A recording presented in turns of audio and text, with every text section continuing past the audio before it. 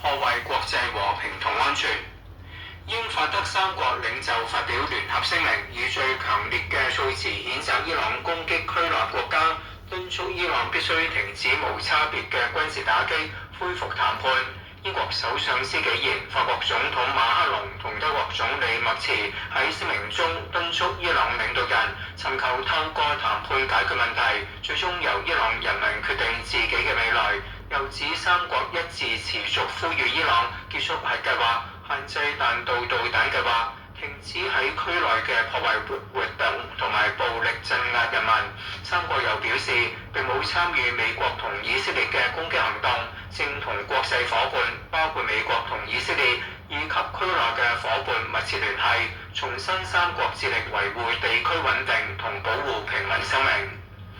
喺本港，旅遊業議會表示，迪拜同埋多哈機場係中東主要嘅轉機地方，暫停所有航班，會影響來往歐洲嘅航空交通。